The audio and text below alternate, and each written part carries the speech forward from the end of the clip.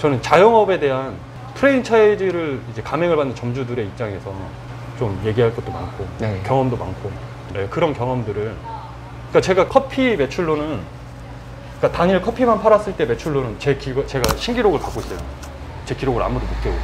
어떤 기록을? 평수 대비 매출량으로 했을 때 저는 몰랐는데 다른 이제 기업들에서 많이 찾아와요. 저를 어떻게 제가 6.7평에서 카페를 운영했었는데 거기서 어떻게 매출 1억을 올렸느냐에 대한 이제 부분인 거죠. 월 매출 1억이요? 네. 그럼 하루에 300을 팔았다는 건데 커피가 하나에 1,500원이었거든요 그 당시에. 근데 300씩 찍어갖고. 근데 그 좁은 평수에서 어떻게 그런 매출이 가능할까요?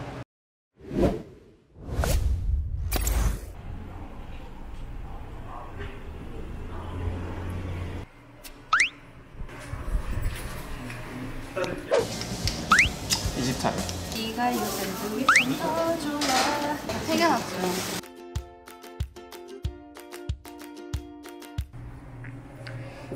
안녕하세요. 안녕하세요. 일하시면서 제가 지금 자연스럽게 근데 문자. 지금 손님을 안 받으려고 다 막아놔서. 왜요? 받으셔도 되는데. 혹시 저 때문에 안 받으시는 거예요? 코로나 때문에 원래 영업을 안 해요 지금. 이제 샌드위치를 생산해서 이렇게 가맹점에 공급을 해줘야 되는데 여기서 여기 혹여라도 코로나 환자가 여기 동선이 겹치면 생산 자체가 중단돼 버리니까 그럼 이제 가맹점한테 피해를 주는 상황이 되죠. 그럼 여기서 이제 생산만 하시는 거네요? 네. 일반 손님들은 받진 않고. 그러니까 원래 코로나 전에는 생산을 하면서 겸사겸사 이제 일반 손님을 받았던 건데 그러니까 여기는 주로 단골 손님들이 와가지고 여기 입구에 서서 주문을 해요. 아예. 들어오진 않으시고요? 네, 제가 불편해하는 걸 알아서. 근데 이렇게 되면 또 매출에 영향도 있지 않으세요? 매출에 영향이 많죠. 그러니까 저를 포함해서 그러니까 일반 자영업자분들은 굉장히 타격이 클 거예요.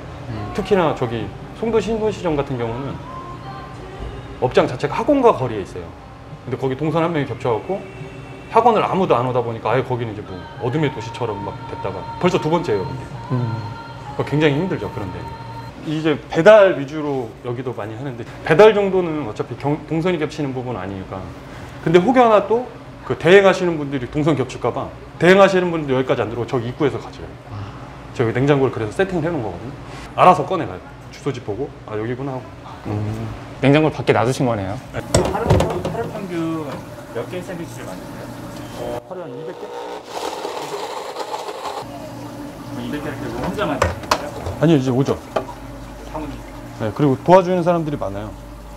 대표님 2015년도에 인터뷰하셨던 기사를 봤어요. 그 당시 사진 이미지하고 지금 뵈니까 왜 이렇게 살이 많이 빠지셨어요? 혼자 운영하다 보니까 그때 직원들이 한 100명 됐는데 그러니까 그거는 제가 2011년도에 한 거예요.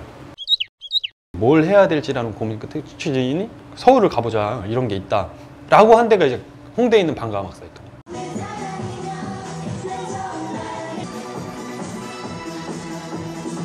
그러니까 저는 처음 이제 후배랑 친구랑 새벽 2시인가 3시에 간 거예요.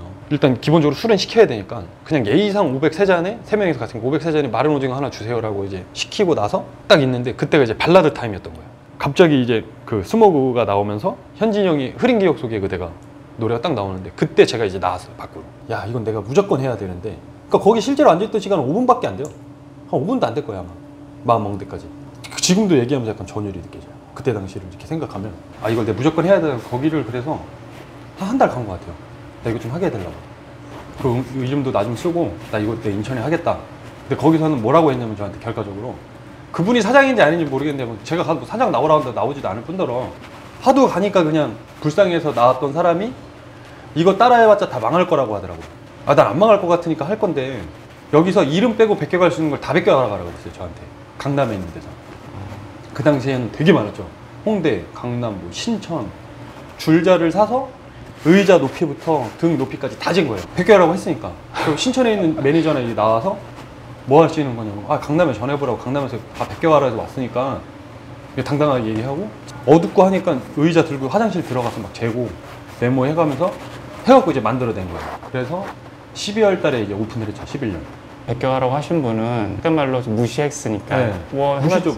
완전 무시해서. 왜냐면 그 당시에 강남 논현동이라든지 뭐 젊음의 행진부터 해서 뭐 별에 빛나는 밤이 뭐 이런 아류작이라고 할 수는 없지만 다른 브랜드들이 엄청 많이 생겨나고 닫는 시점이었어요. 그래서 너도 뭐 그분 입장에서 너도 닫을 것이다라고 했는데 제가 했는데 실제로 힘들었죠. 6개월간은 너무 힘들더라고요. 왜냐면 이게 클럽 문화라는 게 인천이랑 맞지가 않더라고요.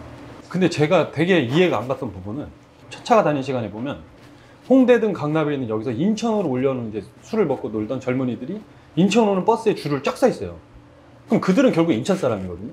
근데 인천에 이게 있다라고 하니 문화가 안 맞는 거예요. 근데 그 문화를 만든 사람들은 인천 시민들이에요. 뭐 경기도 시민들도 있겠지만 제가 본 시각에서 아니 근데 인천에 더 편하게 만들어주겠다는데 이게 한 6개월 고전을 한 거예요. 적자 이제 해가면서 그렇게 운영을 했더니 6개월 뒤에 이제 터지기 시작하는데 여기서 진짜 운대라는 걸 실감을 한 게 그때 당시에 이제 응답하라 1994 뭐 이런 프로그램이 그때 이제 나온 거예요. 그러다 보니까 MBC 뉴스데스크 수요일날 문화특집에서 저희 가게를 와서 특집으로 달았어요. 그래서 이제 응답하라 그것 때문에 예를 들어서 매출이 100만 원이었다면 예를 들면 숫자를 정확하게 말씀드리기 좀 그런데 100만 원이었다면 그것 때문에 200만 원이 된 거예요. 그 방송 프로그램 때문에. 두 배였던데. 네, 주말이면 다 몰려와서 이 노래를 듣고 싶으니까. 그러다가 야 이제 여기까지는 된 거야 하고 있는데 무한도전에서 토토가를 해요. 거기서 이제 400만 원으로 또 바뀌어요. 그리고 좀 더 친한 사람들은 와가지고 아 나도 이거 하려고 그랬는데 라고 하더라고요. 거기서 진짜 많은 걸 느끼고 배운 게 하려고 할 건 필요가 없어요. 해야지 받는 거지. 정말 100이면 100 와고 내가 이거 하려고 했는데 그럼 하면 돼요. 근데 안 해요 다. 그 컨셉 자체가 따라했을 때 좀 아류작으로 남을 수가 있잖아요. 네. 맞아. 근데 그걸 그렇게 하신 이유가 있을까요? 그러니까 저는 뭐였냐면 브랜드에 대한 특허를 좀 지금도 많이 갖고 있어요. 그리고 지금 인기가요 같은 경우는 전 세계 특허를 갖고 있는 거고. 그러니까 브랜드, 그러니까 저는 무슨 생각을 많이 하냐면 자영업자분들이 좀 도움이 되셨으면 하는 게 상표권 말씀드렸다시피 본인이 만든 음식은 다 맛있거든요. 근데 소비자들이 맛있냐라는 문제가 생겨요. 그럼 소비자가 먹었을 때도 맛있다는 음식을 무조건 팔릴 것이라고 확정을 지어요. 전 그렇게 안 봐요.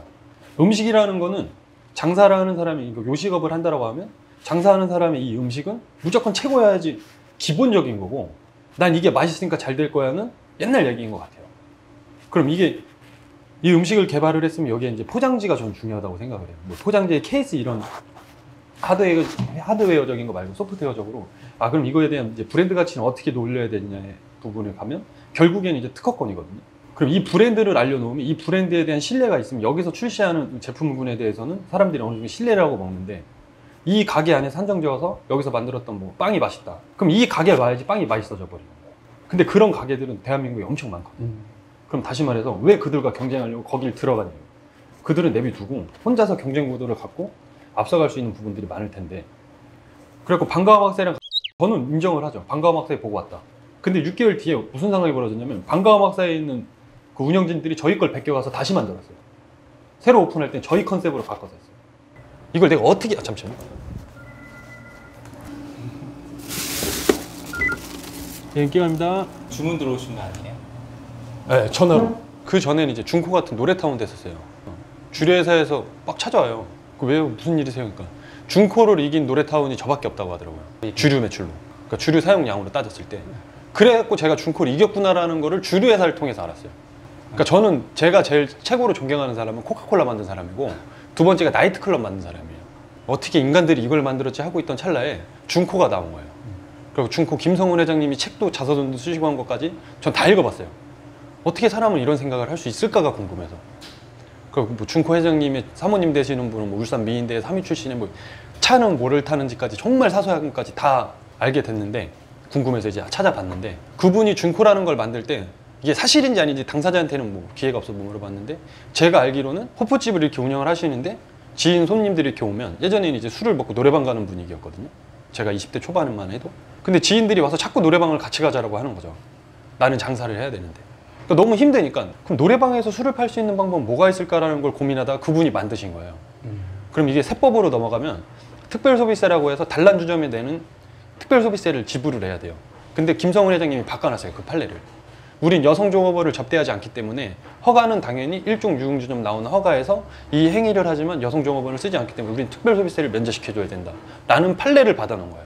이거를 사람들이 알지 모를지 모르겠는데 그러니까 중코 같은 이제 노래타운 호프식 그 노래타운을 하시는 분들은 그 중코 회장님한테 감사해야 돼요. 그분이 변호사 대동이가 그 판례를 만든 거니까. 그래서 지금 하고 있는 사람들은 그래서 특별소비세를 면제받고 있는 상황인 거예요.